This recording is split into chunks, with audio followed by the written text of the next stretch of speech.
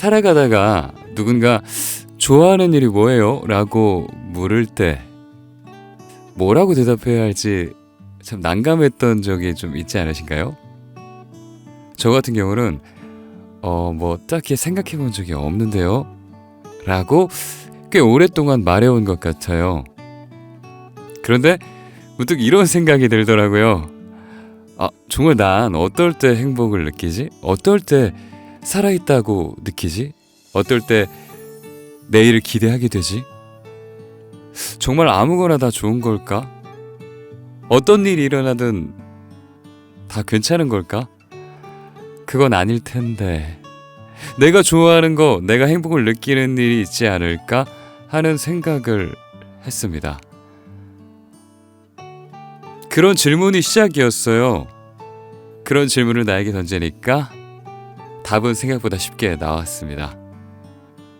저는 노래를 부를 때, 목소리를 내어 책을 읽을 때, 그리고 친한 친구들과 웃으며 밥을 먹을 때, 날씨가 좋은 날 자주 가는 산책길을 음악을 들으며 걸을 때, 그리고 기다리던 넷플릭스의 드라마가 공개되는 날 식탁 앞에 앉아서 밥을 먹을 때, 어쩌면 그런 것들이, 그런 일들이 지치는 오늘을, 힘든 이 순간을 제법 견딜만해지게 하는 행복의 원천이 아닐까요? 저는 많은 사람들이 그렇듯 행복하게 지내고 싶은 사람입니다. 그런데 어떻게 해야 행복하게 사는 건지 솔직히 잘 모르겠어요. 다만 내가 좋아하는 일을 생각할 때, 그리고 그 일을 할 때, 그 일을 기대할 때, 그때 살짝 미소 지을 수 있는 것과 당장 오늘 저녁에 친구들과 함께 있을 약속이 기대되고 산책하는 그 시간이 기다려지고 보고 싶은 영화와 드라마가 기다려진다는 것, 그 소소한 일이, 그 기쁨이 행복에 가까운 그 무엇이 아닐까요?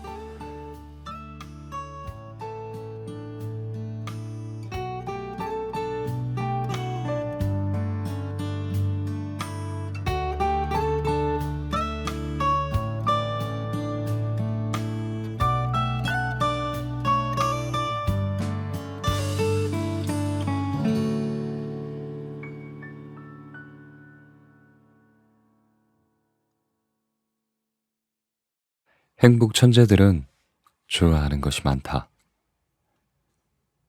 선택이란 누군가에게는 즐거움이지만 누군가에게는 고통이다.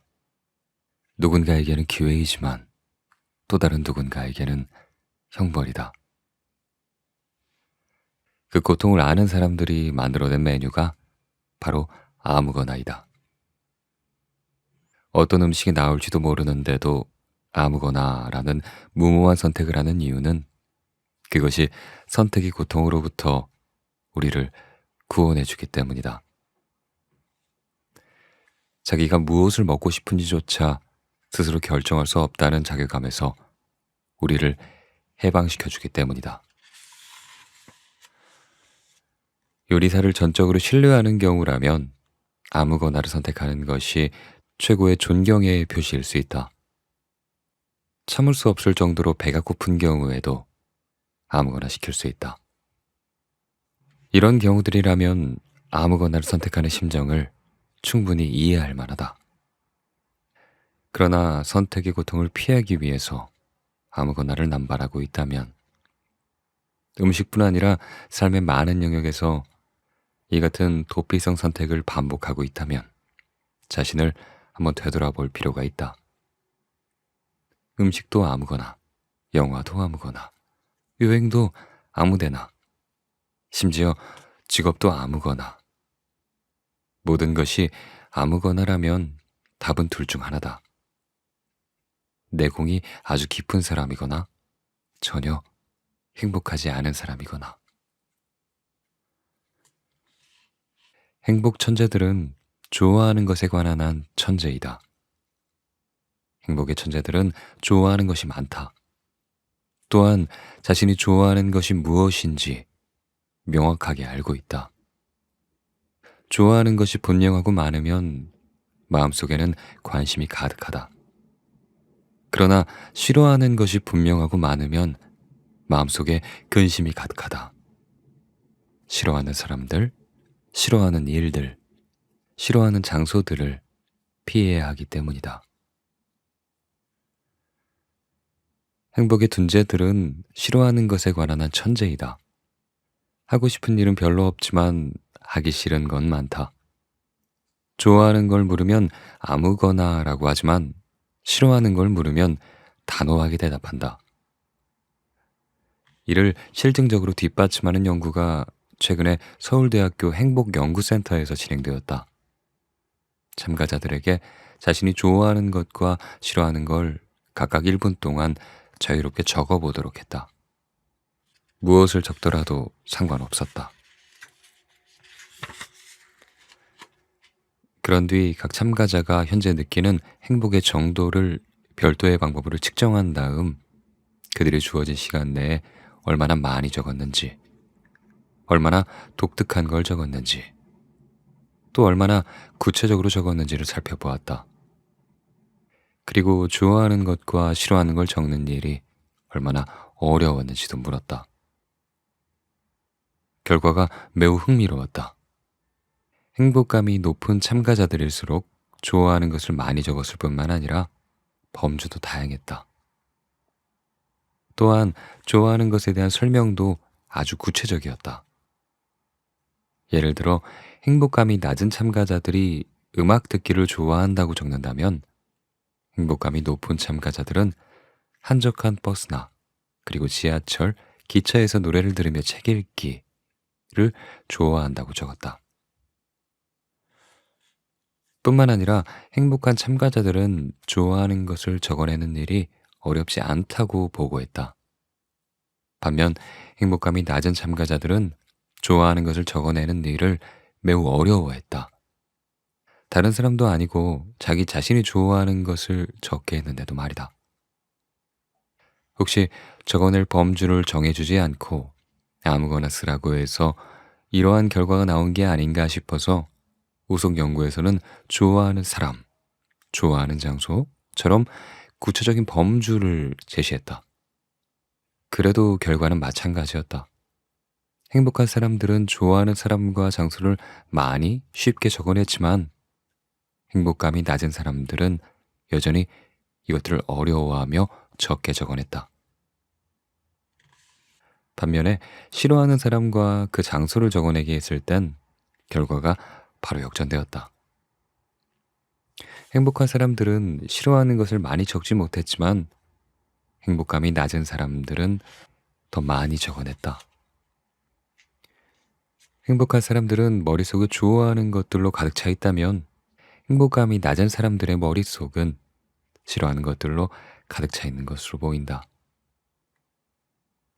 이처럼 행복한 사람들은 좋아하는 것을 많이 가지고 있기도 하지만 좋아하는 것을 빨리 고르기도 한다.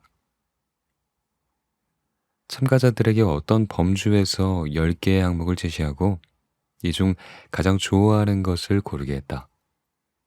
그리고 좋아하는 것을 선택하기까지의 반응 시간을 컴퓨터로 측정했다. 그 결과 행복한 사람들은 그렇지 않은 사람들에 비해 반응 시간이 훨씬 짧은 것으로 나타났다. 자신이 좋아하는 것을 분명히 알고 있다는 증거다. 이제 우리는 지능이 뛰어난 천재들만 길러낼 게 아니라 좋아하는 것의 천재들을 길러내야 한다. 좋아하는 것과 싫어하는 것에 대한 선호는 선천적이기도 하지만 다분히 후천적이다. 좋아하는 것이 많은 사람과 어울리면 좋아하는 것들이 많아진다. 좋아하는 것이 무엇인지를 묻는 것이 일상화된 사회에서 살면 좋아하는 것들이 명확해진다. 우리가 서로에게 던져야 할 질문은 자식의 학벌이나 통장의 잔고가 아니라 좋아하는 것의 잔고이다.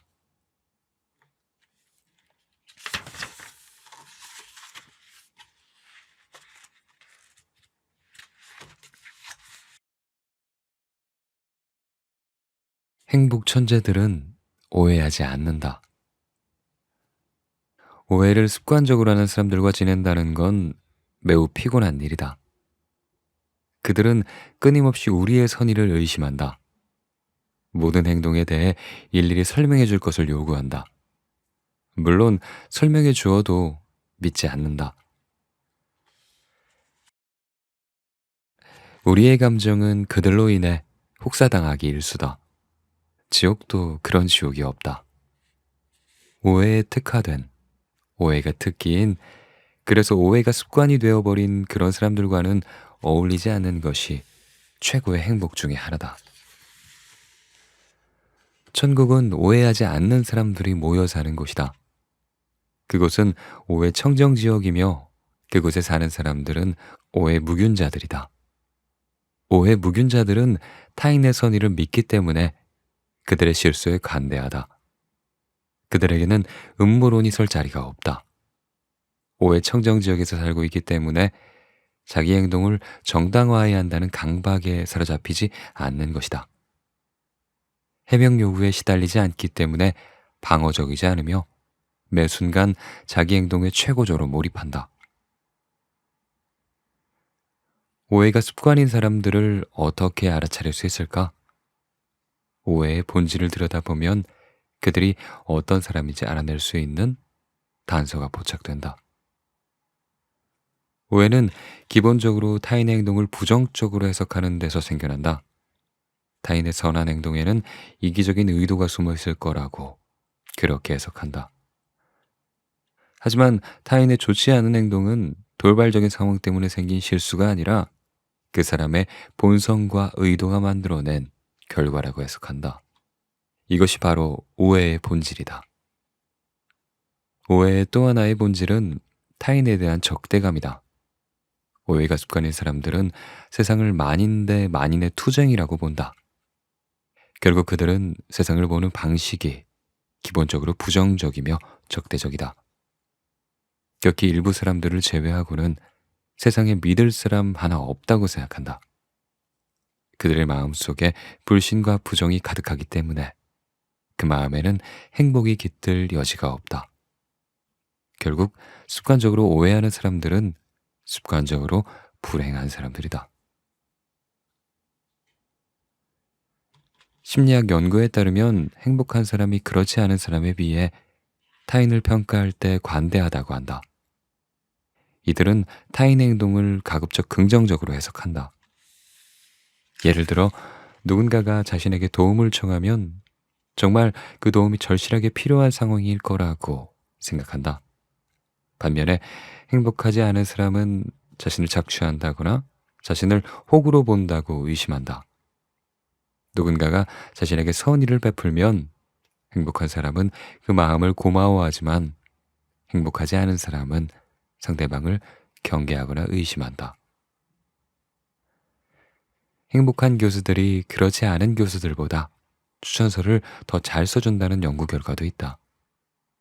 학생에게서 긍정적인 면들을 더 잘 발견해내기 때문이다. 행복감이 매우 낮은 어느 교수의 추천서를 훔쳐본 한 학생의 절규가 이를 잘 대변해준다. 제 추천서는요, 단 2줄이었어요. 행복의 천재들은 오해를 잘 하지 않는다. 그들이라고 오해할 일이 없을까만 그들의 오해는 습관이 아니다. 그들의 오해는 산발적이며 오래가지도 않는다. 오해를 자주 하는 사람들이 사실은 매우 불행한 사람들이라는 점을 알고 나면 오해하는 사람들에 대한 두려움이 줄고 오히려 그들에 대한 연민이 피어난다. 행복감이 낮은 사람들은 습관적 오해로 인해 사람을 잃는다. 습관적으로 음모론을 제기하기 때문에 신뢰를 잃게 마련이다. 그러니 오해로 인해 고통을 받고 있다면, 그리고 상대가 습관적으로 오해하는 사람이라면 염려할 필요가 없다. 그들은 자신들의 오해로 인해 이미 불행해진 사람이기 때문이다. 오해가 습관인 사람들을 멀리해야 한다. 혹시라도 그들로부터 침투된 오해균이 있다면 타인의 선의를 믿는 것, 그리고 타인의 행동이 실수였을 수도 있다는 것, 그런 생각의 여유를 갖는 연습을 해야 한다. 무엇보다 오해하지 않는 사람들과 어울려야 한다. 그들과 어울리다 보면 우리 안의 오해균은 자연스럽게 소멸될 것이다. 덤으로 그런 사람들과 어울릴 때 세상 최고의 천국을 경험할 수 있을 것이다. 천국에는 오해가 없다.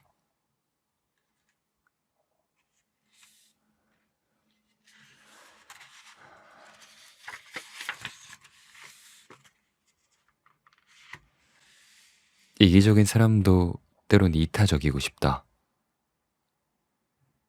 목욕탕에 가기를 두려워하는 한 어린아이가 있다. 이유를 물었더니 몸에 때가 많아서라고 한다. 목욕탕은 몸에 때가 있기 때문에 가는 것이라고 설득하자 남들이 보기에 창피하니까 집에서 미리 씻고 가겠다고 한다. 헬스장에 가기를 꺼리는 한 청년이 있다. 이유를 물었더니 몸이 너무 볼품없어서라고 한다. 그렇기 때문에 헬스장에 가야 한다고 설득하자 남들이 보기에 민망하지 않을 정도로 몸을 어느 정도 만든 다음에 그 다음에 가겠다고 한다. 기부하기를 주저하는 중년이 있다. 이유를 물었더니 자신이 기부할 정도로 착한 사람이 아니어서라고 한다. 지금부터 기부를 시작하면 착한 사람이 될 수 있다고 하자 스스로가 위선자인 것 같아서 착한 사람이 먼저 되고 나서 기부를 하겠다고 한다. 하지만 그 이후로도 아이는 목욕탕에 가지 못했고 청년은 헬스장에 발을 들여놓지 못했으며 중년은 기부를 하지 못했다. 우리는 종종 완벽주의적인 기준을 들이대면서 스스로의 행동을 억압해버린다. 특히 명예나 자부심, 뿌듯함, 타인의 인정, 그리고 세금 혜택 같은 어떤 종류의 대가도 없이 타인을 도와야만 진정한 의미에서 타인을 돕는 것이라는 완벽주의적인 기준을 사용하기 때문에 선뜻 타인을 돕는 행위에 나서지 못한다. 착한 행동을 하다 보면 착한 사람이 될 수 있다는 가능성은 무시한 채 착한 사람이 먼저 되어야만 착한 행동을 할 수 있다는 완벽주의의 잣대를 스스로에게 적용하기 때문에 착한 행동을 하지 못하는 것이다. 마음속에 이기심이 가득한데 어떻게 타인을 도울 수 있겠냐며 손사래를 친다. 그러나 우리에게는 충동 기부나 충동 봉사를 하고 싶은 순간들이 종종 찾아온다. 하늘을 우러러 한 점 부끄러움 없는 착한 삶이었다고 자신할 수는 없지만 그래도 가끔은 착한 일을 하고 싶다는 마음이 그런 마음이 들 때가 있다.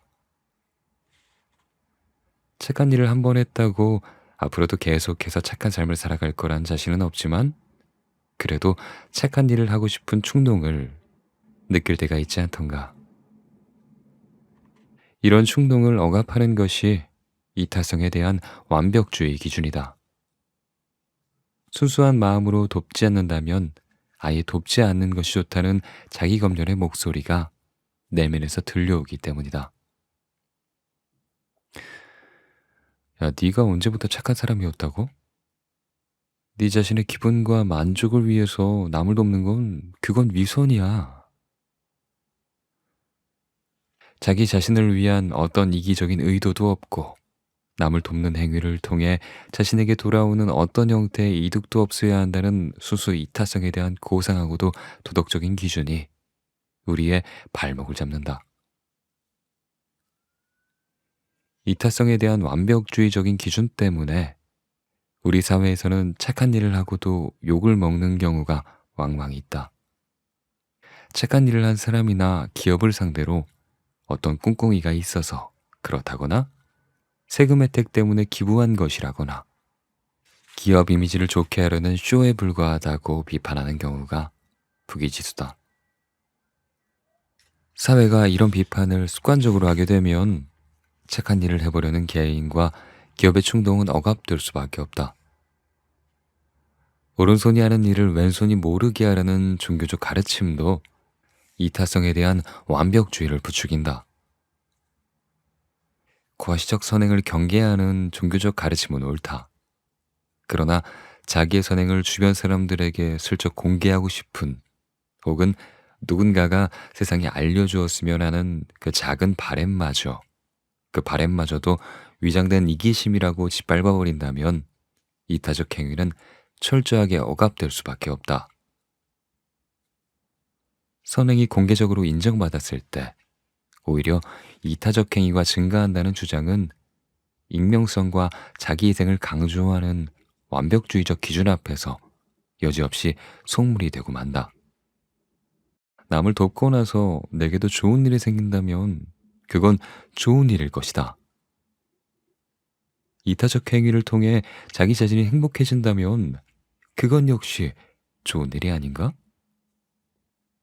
자기 만족을 위해 도와서는 안 된다는 순수 이타성의 기준을 도대체 얼마나 강하게 적용해야만 할까? 최근 서울대학교 행복연구센터에서 진행한 연구에 따르면 순수 이타성에 대한 완벽주의적인 기준을 가지고 있는 사람일수록 개인과 기업의 친사회적 행위를 덜 이타적인 것으로 간주한다고 한다. 뭔가 숨겨진 의도가 있을 거라고 그렇게 의심을 하는 것이다. 이들은 이타적 행위를 한 사람들을 공개적으로 칭찬해 주려는 시도도 강하게 반대한다. 더 흥미로운 점은 이들 자신이 평소에 남을 돕는 행위를 덜 한다는 사실이다. 순수해야만 이타적이라는 높은 기준을 가지고 있기 때문에 자기 스스로도 쉽게 이타적인 행위를 하지 못하는 것이다. 마치 때가 많아서 목욕탕에 가지 못하는 아이처럼, 몸매가 별로여서 헬스장에 가지 못하는 청년처럼.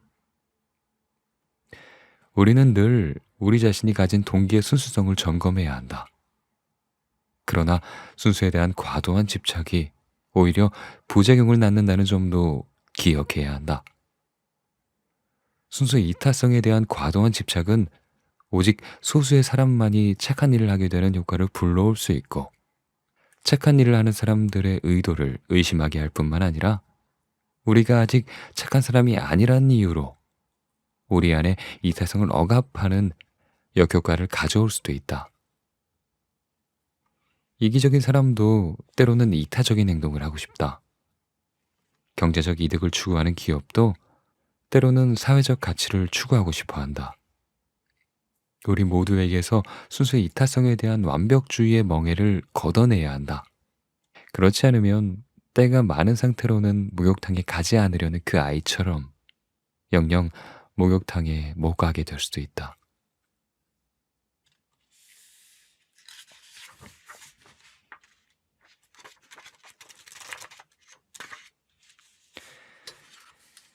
당신은 운이 좋았을 뿐이다. 좋은 삶과 좋은 글은 육하 원칙을 따른다. 누가, 언제, 어디서, 무엇을, 어떻게, 왜. 이는 좋은 글이 갖춰야 할 조건이자 좋은 삶에 대해 우리가 던져야 할 질문이기도 하다. 기자는 누가 그랬는지, 언제 어디서 그 일이 발생했는지, 정확히 무슨 일이 벌어졌는지, 그 일이 어떻게 일어난 것인지, 도대체 왜 그 일을 일으킨 것인지를 알아낸 후에 기사를 쓰려고 한다. 좋은 삶에 대한 추구도 육하 원칙을 따르는 것이 좋다. 목표가 좌절되었을 때, 관계가 어그러졌을 때, 뜻하지 않은 불운이 닥쳤을 때, 우리는 그것이 사람의 문제인지, 시기의 문제인지, 장소의 문제인지, 과제의 문제인지, 방법의 문제인지, 동기의 문제인지를 균형 있게 물어야 한다. 삶의 모든 문제를 사람의 문제로 규정하면 누릴 만한 사람이니까 누리는 거고, 고통받을 만한 사람이니까 고통받는 것이다 라는 위험한 생각에 사로잡히게 된다. 범죄의 피해자들을 보호하고 위로하기보단 그들이 어떤 식으로든 빌미를 제공했을 것이다 라는 의심으로 피해자에게 2차 피해를 가한다. 이런 프레임에선 인사가 만사가 된다. 평균적인 사람들을 뽑아 좋은 사람으로 성장시키기보다는 애초부터 좋은 사람들을 선별하는 데만 집중하게 된다. 그러나 삶의 문제는 시기의 문제이면서 장수의 문제이며 방법의 문제이기도 하다. 과거에는 현금 인출기에서 카드를 분실하는 사고가 자주 발생했지만 지금은 그런 일이 훨씬 줄어들었다. 사람이 더 똑똑해졌기 때문이 아니라 인출의 방법이 달라졌기 때문이다. 예전에는 돈을 먼저 꺼내고 나중에 카드를 뽑게 되어 있었지만 요즘은 카드를 먼저 뽑아야만 현금을 찾을 수 있도록 순서가 바뀌었다.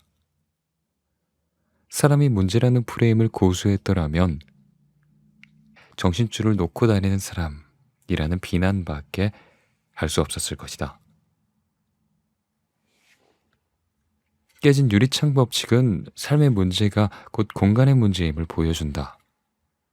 아일랜드형 주방 구조가 가족 간의 대화를 늘리는데 더 유리하다는 인식이 퍼지면서 주방 구조가 바뀌고 있다. 기업 또한 앞다투어 사무 공간의 구조를 바꾸고 있다. 좋은 공간이 좋은 사람을 만들어낼 수 있다는 인식 덕분에 그 덕분에 일어나는 변화들이다. 삶의 문제를 사람의 문제가 아닌 공간과 방법의 문제로 보려는 인식이 늘고 있다는 점은 매우 고무적이다. 그러나 삶의 문제를 타이밍의 문제로 접근하려는 노력은 아직까지도 매우 부족한 것 같다. 무엇을, 누구와, 어디서, 어떻게, 왜 할 것인가도 중요하지만 언제 할 것인가도 매우 중요하다. 아무리 똑똑한 제자라도 지도교수가 젊다면 모교의 교수가 되기는 쉽지 않다. 특히 한국에선 말이다. 마라톤에 처음 도전한 사람들 중에 나이가 9수에 해당하는 사람들이 많다. 그리고 내시경 검사에서의 실수는 오전보다 오후에 발생할 확률이 높다. 지금의 젊은이들은 부모님 세대보다 취업하기가 더 어렵다. 이처럼 인생의 많은 결과들은 타이밍의 영향도 강하게 받는다. 그러니 우리 모두는 겸손해질 필요가 있다. 내가 이루어낸 성취는 타이밍이 좋아서 얻은 결과일지도 모르니까 말이다. 인생의 중반기를 지나고 나면 사람들은 철이 들 뿐만 아니라 행복감도 증가한다. 서울대학교 행복연구센터의 조사에 따르면 나이가 들수록 물질주의는 줄어들고 감사하는 마음은 늘어나며 남들과 비교하는 성향도 급격하게 사라진다고 한다. 끝이 보이기 시작하면서 벌써 반이 지났다는 생각에 정신이 바짝 들기 때문이다. 이러다가는 이번 생을 망칠 수도 있다는 생각에 자신의 삶을 비로소 사랑하게 되는 것이다. 결코 원래부터 성실한 사람이어서가 아니다. 그러므로 아직 그 시기에 이르지 못한 젊은이들을 지나치게 나무랄 일만은 아니다. TV 프로그램 정글의 법칙을 보고 있노라면 현대에 태어난 것에 감사할 수밖에 없다. 공부하는 것 외에 특별히 할 줄 아는 게 없는 사람은 인류 초기에 어떤 쓸모가 있었을까 생각하면 모골이 숭연해진다. 삶의 모든 문제를 사람의 문제로만 국한시키지 않을 때 삶은 더 여유로워지고 균형을 이루게 된다.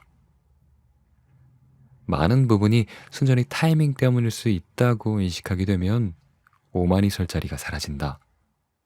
비록 사랑하는 사람에게 그대와 난 운명이 아니라 타이밍에 맞았을 뿐이야 라고 말하는 것이 낭만과는 좀 거리가 있더라도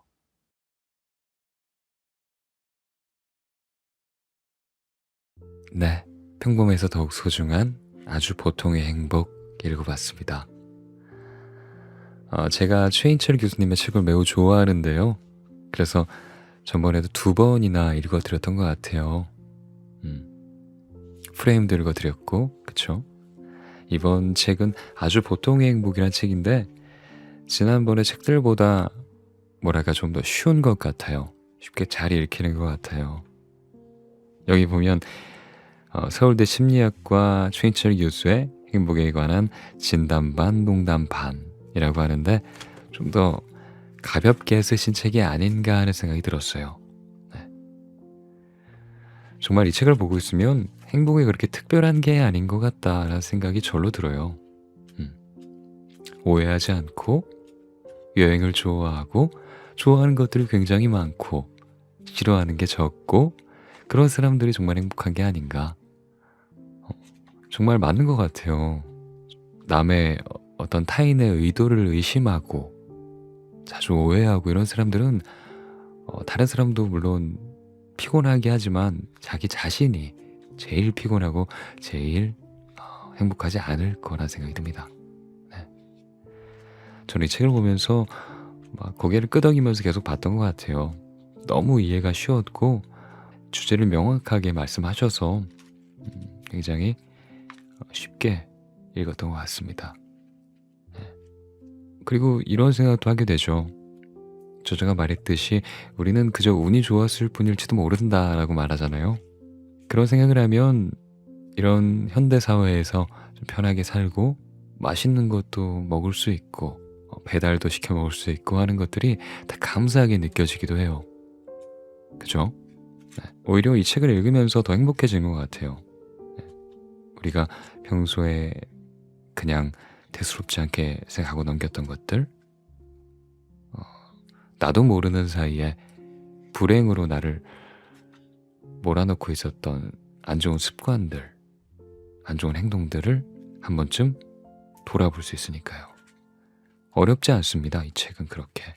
그래서 여러분들에게 한 번쯤 읽어보셨으면 좋겠다라고 권하고 싶네요. 네. 그래요. 평범해서 더욱 소중한 아주 보통의 행복 읽어봤습니다. 네. 그래요. 오늘 휴일의 마지막 날 일요일 밤도 마무리 잘 하시고요. 다음 주 목요일에 또 좋은 모습으로 찾아뵙겠습니다. 네. 저 들어가 볼게요. 안녕.